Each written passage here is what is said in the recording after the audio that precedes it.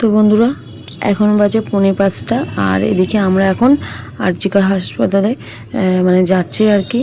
তো রাত 2টোর সময় বাড়ি থেকে বার হয়েছি। হঠাৎই বড়দির রাত 2টো থেকে মাথা যন্ত্রণা শুরু হয়েছে। মানে আগের দিন তো বসিরহাট থেকে ফিরিয়ে নিয়ে এসেছিলাম, বললো সুস্থ বলে ছুটি, বললো শুধু ভালো একটা ব্রেনের ডাক্তার দেখাতে। তো আমরা খোঁজ খবর নেব, তারপর তো ডাক্তার দেখাবো।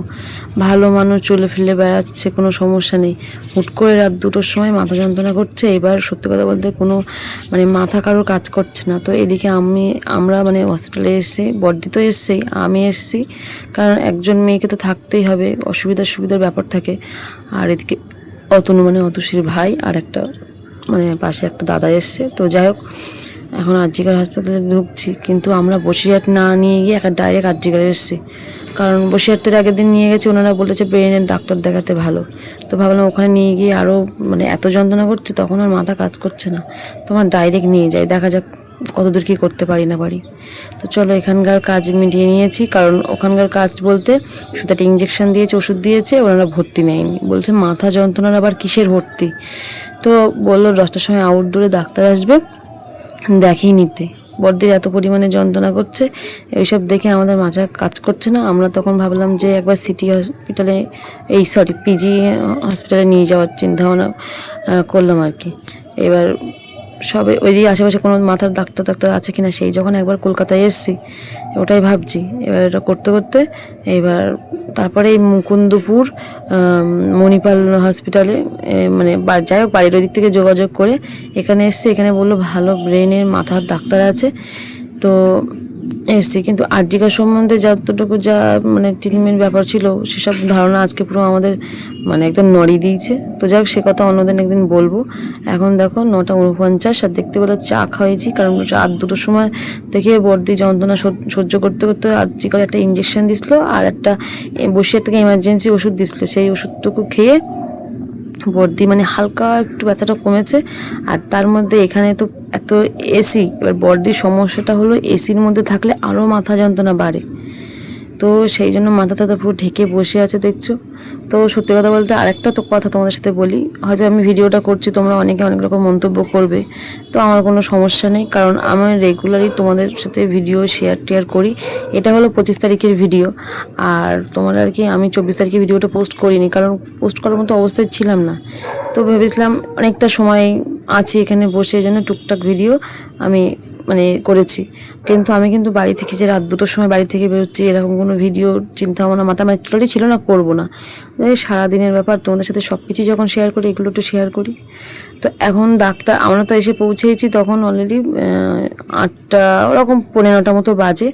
এইবার এসে শুনছি ডাক্তার মানে যে ডাক্তার দেখানোর জন্য আমরা এখানে এসেছিলাম, ওনাকে মানে রিপোর্ট পাঠানো হয়েছে হোয়াটসঅ্যাপে। উনি বললো যে মানে উনি সার্জন, তো বললো যে উনি দেখবে না, অন্য একজন ডাক্তারের নাম বলেছে। সঙ্গে সঙ্গে আমরা আবার করেছি। এবার দেখো আমরা সম্পূর্ণ মানে আমি তো নতুন, একদম অত শত বুঝি না, আর অতনও তাই।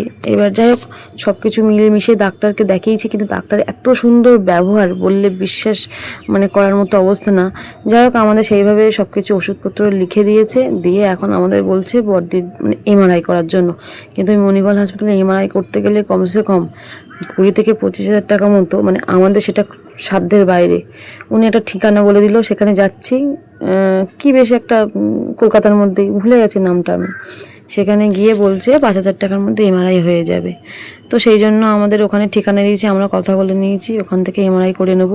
আর ডাক্তার যে ওষুধ মানে ইঞ্জেকশনগুলো সাজেস্ট করেছে, উনি বলছে এখানে যদি নার্সিংহোমে যদি ভর্তি করা হয়, তাহলে কিন্তু মানে শুরুটা হলো 50-60 হাজার টাকা থেকে। এবার কতদিন রাখবে তার ঠিক নেই, মানে বাড়িঘর বিক্রি করে দেওয়ার মতো অবস্থা। তো সেই সব চিন্তাভাবনা নিয়ে আমরা বললো এই ওষুধগুলো সাজেস্ট করছি, ভালো তোমাদের দিকে বসিরহাট ওই সাইডের দিকে ভালো নার্সিংহোমে ভর্তি করে এই ওষুধগুলোই যেন মানে ইঞ্জেকশনগুলোই যেন করে ঠিক করে ট্রিটমেন্ট করে। তো সেই বলে তা আমার কাছে এই মুহূর্তে তো আমাদের যাওয়া মানে একটা অনেকটা দূরের ব্যাপার। তো তখন বললো যে তাহলে এমআরআইটা করে নিয়ে একদম সোজা গিয়ে নার্সিংহোমে ভর্তি করার জন্য। তো আমরা এখান থেকে অতসী আর জামাইকে ফোন করলাম যে তোদের বসিরহাটের মধ্যেই বাড়ি, যে ওখানে কোনো নার্সিংহোম ভালো চেনাশোনা আছে কিনা, সব ঠিক করে রাখতে। বিশেষ করে ওষুধের এগুলো পাঠিয়েছি, প্রেসক্রিপশনটা, যে এই ওষুধগুলো অ্যাভেলেবেল পাওয়া যাবে কিনা, না হলে আমাদের আবার এখান থেকে নিতে হবে। তো সব কিছু ঠিক করা কমপ্লিট, এখন এই এমআরআই করার জন্যই যাচ্ছি। সত্যি কথা বলতে একটা শান্তি এখন লাগছে, এত পরিমাণে ছটপট ছটপট করছিল, বর্দি যন্ত্রণা করছিল সেই ভোর 2টোর থেকে কমসে কম ওই যতক্ষণ হসপিটালে ছিল, মানে 7টা সাড়ে 7টা পর্যন্ত, ততক্ষণ। তো শুধু একটা কথা বারবার বলছে, আমি আর বাঁচবো না, মারা যাবো, এরকম করছে যেন না সে কার না ভালো লাগে। তো সেই সব মানে মাথার উপর কাজ করছে না। তো যাই হোক, দেখো আমরা এমআরআই এখানে চলে এসেছি, অনেকটা মানে এখানে 3তলা না 4তলার উপরে আছি। আর এদিকে এই যে দেখো, এখন অলরেডি বডি মানে ভিতরে আছে, এমআরআই হচ্ছে। আমি যাইনি, কারণ ওই সব লোহা বোহা কী সব কোথায় গেছে তার তো ঠিক নেই। অতনুকে বললাম তুমি যাও মার সাথে, তো মার সাথে গেছে, আমি এখন এই বসে আছি। তো যাই হোক, এখন হালকা মানে একটু মানে এত মানে যেহেতু একটা হসপিটাল ইঞ্জেকশন দিয়েছিল আর ওষুধ খেয়েছিল, বডি একটু কম, কিন্তু এতটা দুর্বল, মানে আমরা যে গাড়িতে ভাড়া করে গেছি সেই গাড়িতে একবার এখান তো ওখান, ওখান তো ওখান, সত্যি গাড়িটা আমরা ভাগ্যিস ছাড়িনি, বললে বিশ্বাস করবে না। তো আমি বলেছিলাম যদি ভর্তি নিয়ে নেয় তাহলে ছেড়ে দেবো, তা দেখছি ভর্তি নিয়ে নিয়ে যখন ছাড়বো কেন। তো এখন আমরা এই যে সব কিছু মিটিয়ে এখন আমরা বসিরহাটের দিকে রওনা দিচ্ছি।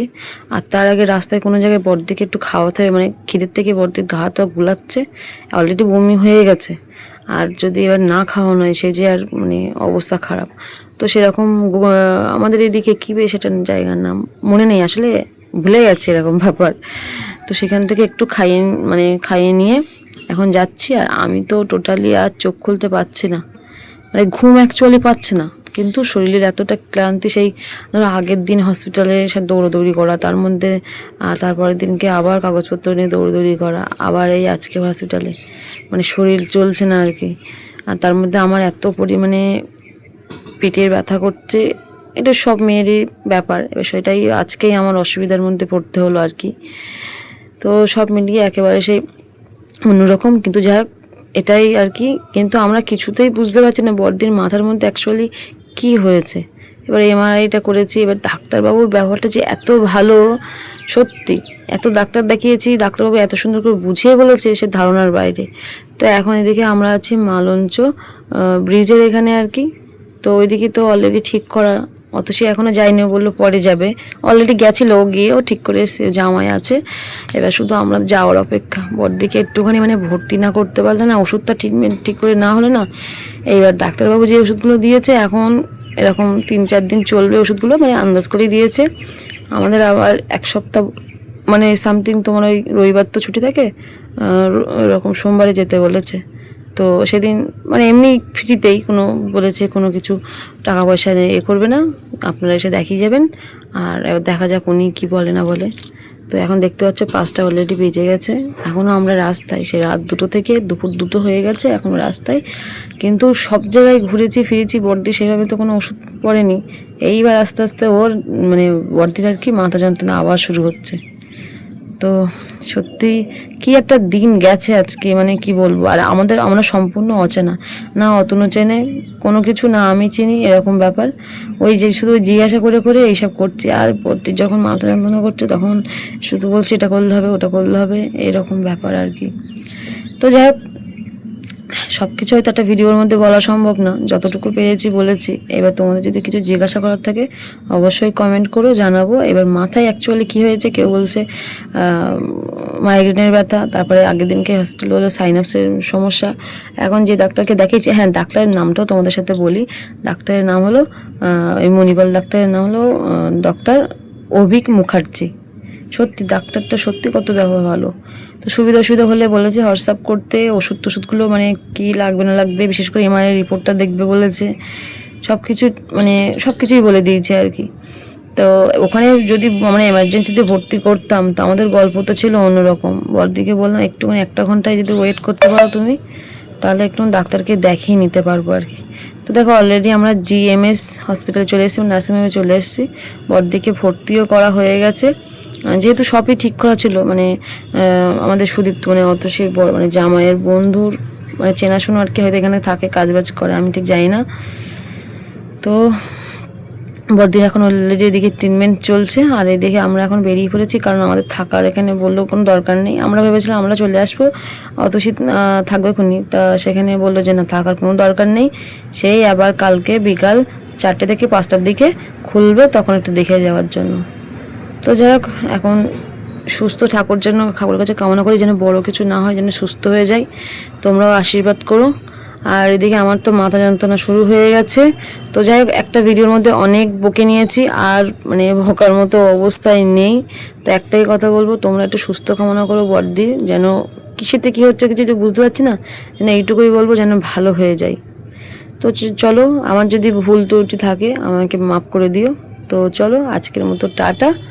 তোমরা সবাই ভালো থেকো, সুস্থ থেকো পরিবার নিয়ে। তো চলো, টাটা।